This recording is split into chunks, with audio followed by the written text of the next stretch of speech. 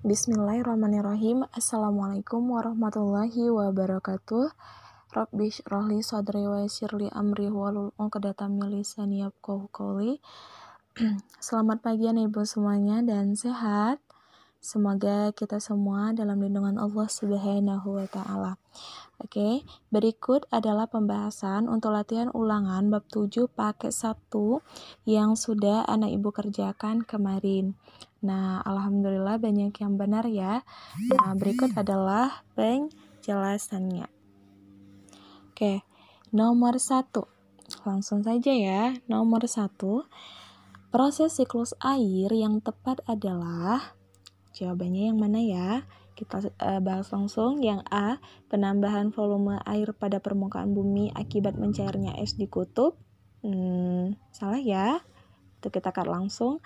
Bagian B, pencampuran air tawar. Nah, kalau misalnya menjawab soal pilihan ganda, kalau misalnya bagian A sudah nggak nyambung dengan soal, maka langsung di-cut aja. Bagian B juga nggak nyambung jawabannya ya. Bagian C, pengurangan. Aduh, ini kayaknya nggak nyambung juga.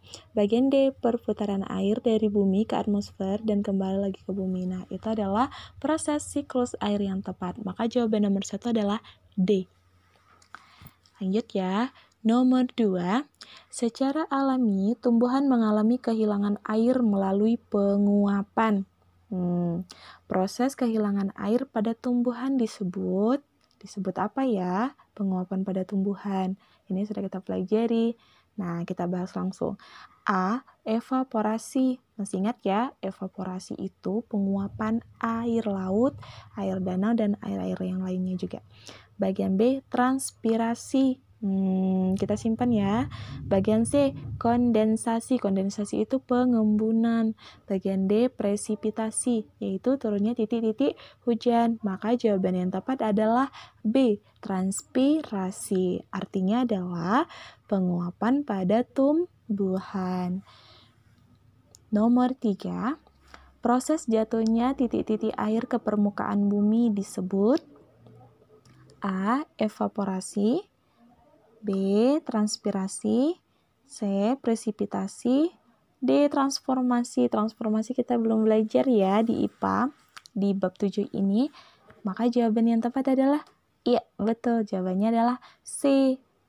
Artinya proses jatuhnya titik-titik air ke permukaan bumi. Nah, ini adalah jawaban yang tepat, C.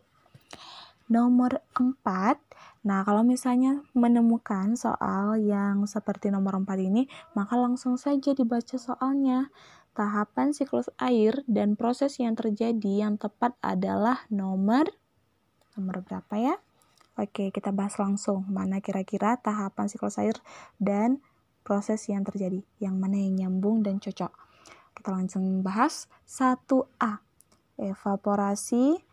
Proses yang terjadinya penguapan air dari tumbuhan. Oh, salah. Kalau misalnya salah seperti ini, pilihan gandanya seperti ini, maka kita tidak usah lanjutin lagi. Kenapa? Karena sudah satu yang salah, maka berikutnya gak usah lagi kita bahas ya. Kita lanjutin soal bagian B. 1B, evaporasi pendinginan uap air. No. Pendinginan itu kondensasi. Maka yang B juga langsung kita cut ya.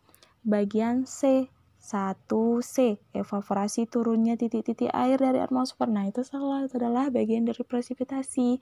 Maka sepertinya kita akan menemukan jawaban di bagian D. 1D, evaporasi itu penguapan air yang ada di sungai dan laut. Oke, betul. Kita lanjut ya. 2A, transpirasi, penguapan air pada tumbuhan. Iya, betul. Nomor 3B, kondensasi, pendinginan. Betul. 4C, presipitasi, turunnya titik-titik air. Maka jawaban yang cocok untuk nomor 4 adalah D. Nomor 5, langsung dibaca soalnya. Kegiatan manusia yang memberikan dampak negatif pada siklus air adalah nomor, ya kita baca aktivitas manusianya. Membuat teras sering, cocok, ini merupakan yang pas ya. Yang kedua, melakukan eksploitasi. Nah ya, eksploitasi itu adalah pemanfaatan atau penggunaan hutan secara berlebihan sehingga dapat mengakibatkan rusaknya lingkungan. Nah, ini bisa kita simpan jawabannya nomor 2 pas ya. Nomor 3, mengadakan reboisasi. Nah, ini adalah dampak positif, tapi yang ditanyakan adalah dampak negatifnya. Betul ya nomor 3 ya. Tapi kita lihat nomor 4, menutup lahan terbuka hijau dengan jalan beraspal. Nah, ini adalah tindakan negatif. Jadi, sesuai dengan pertanyaannya, mana kegiatan yang memberikan dampak negatif? Maka yang memberikan dampak negatif pada siklus air adalah bagian 2 dan 4. Jawaban nomor 5 adalah B. Kita lanjut ya. Nomor 6. Kegiatan manusia seperti pada gambar dapat mengganggu siklus air karena, nah di sana ada gambar penebangan hutan secara berlebihan dan hutan itu sudah gundul, maka kegiatan tersebut kira-kira mengganggu siklus air. Nah, kenapa? A. Meningkatkan intensitas, tidak, itu bahkan mengurangi. Nah, yang B, mengurangi kemampuan tanah menyerap air. Kita simpan dulu jawaban yang B. C, sampah plastik semakin banyak. Nggak ada sampah ya di sana. Di sana itu adalah gambar hutan. D, air dapat meresap ke dalam tanah dengan cepat. Nah, ini tidak ya. Maka jawaban yang tepat untuk nomor 6 adalah B. Nomor 7. Salah satu cara untuk memperbanyak resapan air hujan di dalam tanah adalah, ya, ini untuk cara untuk memperbanyak resapan air hujan di dalam tanah. Kira-kira yang mana? Kita langsung bahas. A. Mengaspal jalan. Mengaspal jalan. Salah ya. B. Mengeruk sungai yang dangkal. Oh, no, itu salah juga. C. Melakukan reboisasi. Kita simpan.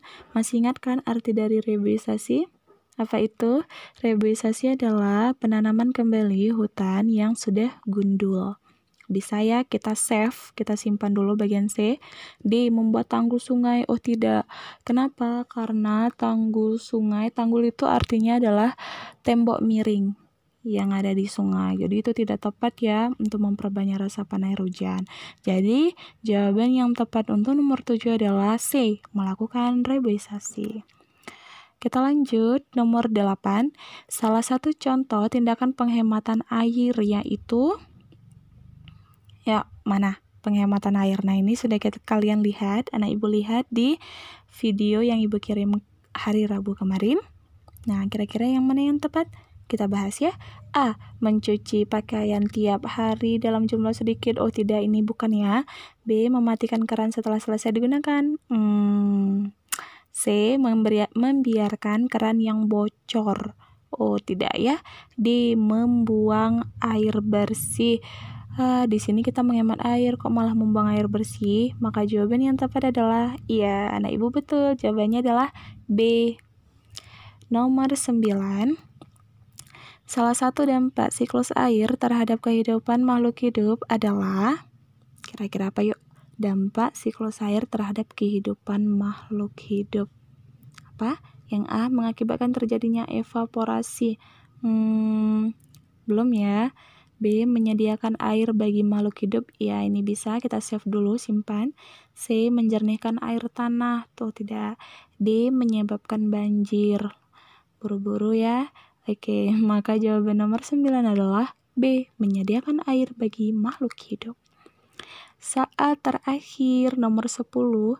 Berikut yang tidak termasuk ciri-ciri air bersih. Nah, ini juga sudah ada di video kemarin kalian lihat. Berikut yang tidak termasuk ciri-ciri air bersih adalah A. Jernih. Masuk ya. B. Berwarna. C. Tidak berbau. Dan D. Tidak berasa. Maka jawabannya adalah yang tidak termasuk ciri-ciri air bersih. Apa jawabannya? Ya, betul. Jawabannya adalah B. Oke, sekian ya untuk pembahasan latihan soal ulangan bab 7 yang pakai 1 yang sudah kalian kerjakan. Nah, kalian bisa koreksi sendiri, tapi ibu juga koreksi di rumah untuk memasukkan nilai kalian tersebut yang sudah dikirim ke ibu ke buku penilaian. Ya, terima kasih untuk hari ini, semoga bermanfaat dan nantikan pembelajaran IPA di hari berikutnya. Terima kasih. Wassalamualaikum warahmatullahi wabarakatuh.